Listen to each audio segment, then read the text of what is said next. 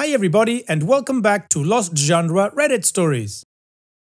This post is from the subreddit True of My Chest and it's by user IntelligentSand4463. My husband's ex-girlfriend is dying. Her last wish is to be with my husband.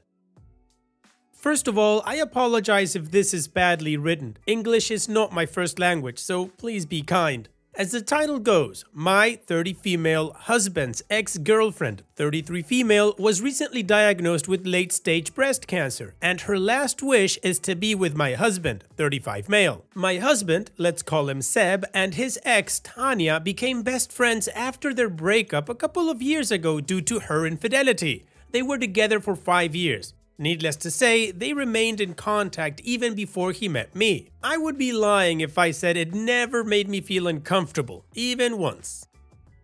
It did, and it still does, because Tanya is still in love with my husband. She never denied it, and, in fact, would even call or message me when she couldn't get a hold of Seb. Aside from cancer, she also has some mental health issues. Thus, my husband would always tell me to be kind and patient.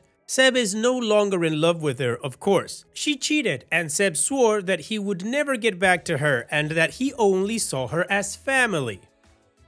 2 weeks ago, my husband received a call from Tanya to tell him about the sad news. My husband cried with her and told her everything was going to be okay. They were on the phone the whole day. I'm sorry, I forgot to mention that Seb and I moved to Australia a few months ago because of my job, and Tanya is in Canada. They mostly talk via distance call or Skype. They've been in contact almost every day since we left, which bothers me, but what can I do? Set boundaries? After that call, my husband told me everything. To be honest, I felt bad for her and I genuinely feel sad. So I asked him, what's going to happen now? Seb told me he's going back to Canada, which is a shock. He then told me that her last wish was to be with him. I didn't say anything except, what about me? He said if I can't leave my job, then he's going to visit me whenever he gets the chance. I walked out without saying anything. I've been avoiding my husband since the phone call and have been ignoring him whenever he tries to bring up the conversation. Yesterday, I found out he already bought a ticket and is flying home in 3 months. I feel like he's abandoning me, but at the same time, I feel that I'm selfish for hating both of them. I'm honestly thinking of getting a divorce because obviously he's choosing her over me, but at the same time, I thought of why my husband is so attracted to her. Seb considered Tanya and her family to be his own, as he doesn't have one. She's probably like a sister to him now.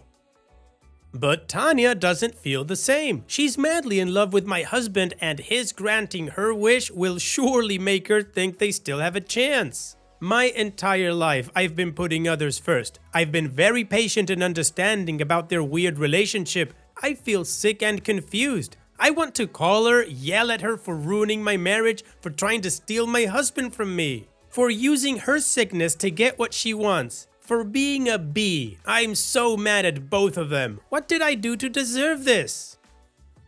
Well, OP, I would say don't think about getting a divorce. Your husband is actively abandoning you. Not this BS that they're like family or whatever. I'm sorry, but you are his family. He married you. The relationship that he has with his cheating ex-girlfriend is a very strange one. I don't care if he says he sees her like a sister. You should have set a boundary that it makes you uncomfortable and he should have respected it. Now, I understand that what she's going through is a horrible thing, but that's not an excuse for him to abandon you to go be by her side just because it's her wish. We know from what he said that she has a family. I'm assuming they are her support network. Honestly, OP, I wouldn't call her. He's got 3 months till he leaves, but he already bought the ticket. In those 3 months, I would get a lawyer, get the divorce papers drafted, serve him, have him sign it, and then he's just free to leave as a single man to go be with his ex-girlfriend, friend, sister, whatever he wants to call her. You mentioned you always put other people first.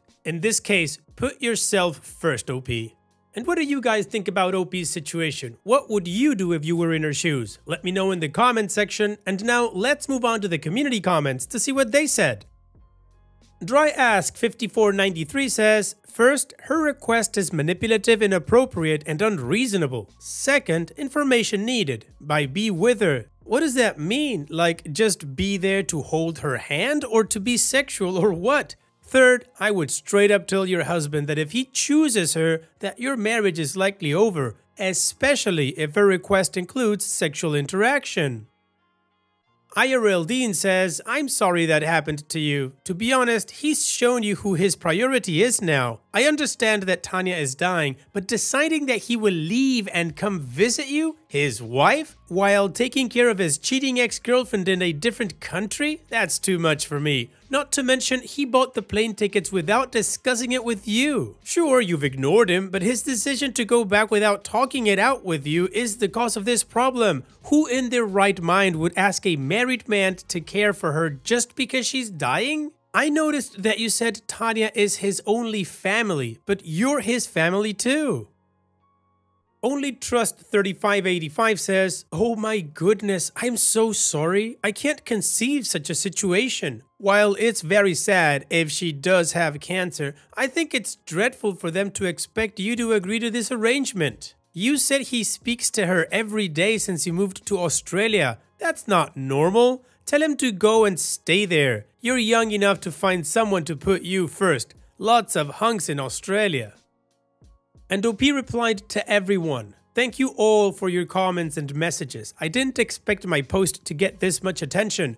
All I wanted was to get this off my chest so I could focus on work and other things. I've been a mess, and being in another country with no one, only my husband, is making my situation worse. While some people think that Tanya might be lying about her condition, unfortunately she's not. She was originally diagnosed a couple of years ago and has been on treatment for it.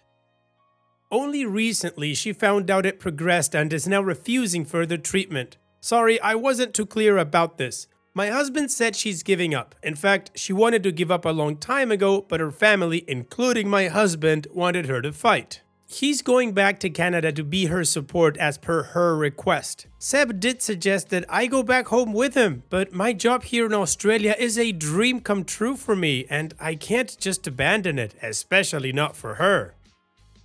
I know that divorce is a wise decision here. My husband obviously can't let go of her, and we can't build a life together if he has baggage. I love my husband so much to the point that I have endured all of this through the years. Thinking of divorce makes me feel like I'm dying, and I don't know if I will ever be ready to let him go. I haven't talked to my husband yet, but I think he already knows what's going to happen. I apologize to everyone who's asking for an update. As many have guessed, I'm not a good communicator, which is why the situation got this bad. I am partially to blame for letting this happen to me and us. I have already contacted a lawyer to know the next step. Again, thank you everyone for your comments and messages. It made me feel better. I feel horrible for wanting to stop a dying person's wish and for being mad at someone who's helpless. But you all are right. I should also think of myself. Alright, well, the community was all on the same page. Divorce is what OP should do if her husband is basically abandoning her to go be with somebody else. Now, in OP's comment, we did get a little bit more context regarding Tanya's situation, but that doesn't change anything. In any case, it's time to move on to the update to see how this story ends. But before that, if you're enjoying this video so far, please don't forget to click that like button, leave me a comment, because that always helps, and of course, subscribe if you haven't done so yet. Now, let's move on with the update that is more than a year later. First of all, I apologize to those people who've been messaging me in the past year asking for an update. Yes, it's been about 14 months since my original post. I was a mess after what happened and couldn't talk about it even to my family. I was reminded of this post because someone messaged me on this Reddit account today. It's been over a year and a lot has happened. I think I'm now ready to talk. Seb did end up flying back to Canada in January last year. Before he flew, we talked about the situation and I told him I'd been in contact with a divorce lawyer. He was surprised. He said he didn't expect me to leave him just because he needed to be with his family. I remember at the time all I felt was anger. I was so mad that he was making it sound like I was the bad person. Nevertheless, the conversation didn't end well. He left without any closure, but he said he would be back in March.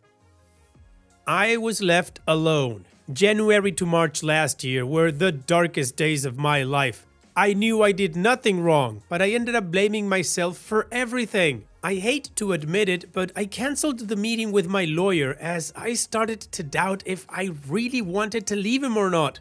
I loved him so much to the point that I was willing to accept him again when he was back. During the entire time he was gone, he rarely called to check on me. I had to call him most of the time. I know, I'm dumb. I felt so alone and sad. I begged for his attention, to give me some of his time, to be with me again. All that time, he kept telling me that Tanya needed him more. March came around and I was expecting him to come back so we could talk. But he didn't come back. He said he needed to stay longer and promised me he would be back in May.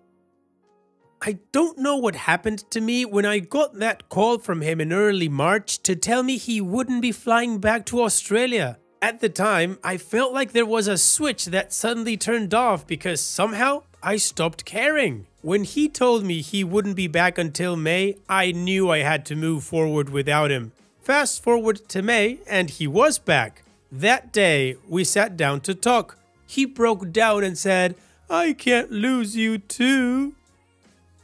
When he said that, I thought Tanya was gone. But no, she's not, and as far as I know, she's still alive to this day. I asked what happened, and he told me that Tanya asked him to go back and be with me. He said that Tanya was sorry for everything. Seb didn't want to leave her, especially when he saw how badly she was doing. They fought, and according to him, Tanya wanted him out of her life.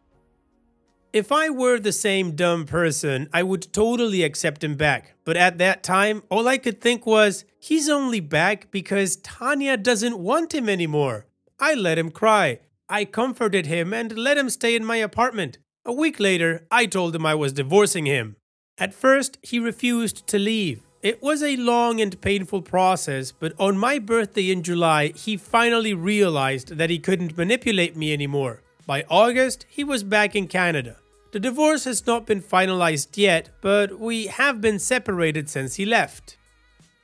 He tried to contact me several times last year. Tanya also tried to contact me. Everyone, including my family, tried to convince me to give him a second chance. But that day in March, when I finally came back to my senses, I knew nothing could make me change my mind. As of now, I'm doing fine alone by myself. I got promoted last year and moved to a bigger apartment near the beach. I found new friends and recently got into Pilates. I traveled through Australia and New Zealand and met some amazing people. I feel like a completely different person. Last year was a major turning point in my life. Seb still bothers me from time to time, but he knows I couldn't care less anymore. I mean, sometimes I talk to him, I still care, but not as much. Our common friends have told me that he's not doing well. He became an alcoholic and couldn't get a good job because of it. He's mostly couch surfing because Tanya doesn't want him to live with her. Lol, that bitch. Thank you so much, Reddit, for taking the time to read this and my post last year. Your advice means a lot to me. For those people who are in the same situation as me, please know that everything is going to be better. I thought I couldn't get through this. There were times that got really dark for me, like very dark. It was hard, but I promise you it will be better. You'd be surprised how strong you are and how amazing life can be. Well, OP, I'm gonna call this a happy update for you, and let's call Seb a cautionary tale for being an idiot. He abandoned you because he's got some weird emotional connection with Tanya, and after her request, I mean, she basically destroyed his marriage. I don't know why he still wants to be around her. She made him go see her and then she kicked him to the curb. But self-accountability. He made decisions that destroyed his marriage and now his life. Sucks to be Seb, and I hope he can pull himself together in the future. Not that he deserves anything from you, OP. You are doing great. So keep at it. And on that note, here's wishing you the best in the future, OP. Thank you so much for sharing and take care. And now, let's finish this video with a mood booster post. This post is from the subreddit Pro Revenge and it's by user Ucklemon. Don't mess with an engineer. I worked for a company that provides specialized equipment used in manufacturing. To protect my anonymity, I'll have to be vague about what exactly this machine does. During my time working in this field, I got to know many clients who would need these machines installed and serviced. We'll call one of these customers Jake. I later left the company for a different job, but Jake apparently kept my number. One afternoon, I got a call from Jake that they wanted a new unit installed and another unit that needed maintenance and wanted to know if I was available. I let him know that I left the company, but that I could pass him on to someone who could help. He tells me that he'll pay me twice as much as my current rate to install the unit over the weekend. He let me know that the company has increased the rates for installation and just can't afford it. The instructions they sent over just aren't clear enough, and their engineers are scratching their heads trying to figure it out. He begs me to consider it, and I agree. For more context, installing this unit can take a good few hours or up to a day on your own. The company gives you two options. You can either pay for an engineer to come and install it, or you can save money and they will send instructions so the customer's engineers can install it. The instructions aren't easy to follow, and it's company policy that if someone has started to install the equipment, the supplier wouldn't get involved since they couldn't verify that any of the pieces were broken. This will be important later. I drove down on the weekend and they showed me the boxes of equipment. I set to work and I made good progress installing the unit. Around 6 hours in, I'm stopped by Jake, who greets me. I let him know I was nearly finished and he told me, "Sorry, but they just don't have the budget to pay you." He then said he understood my frustration, but his engineers could take it from there.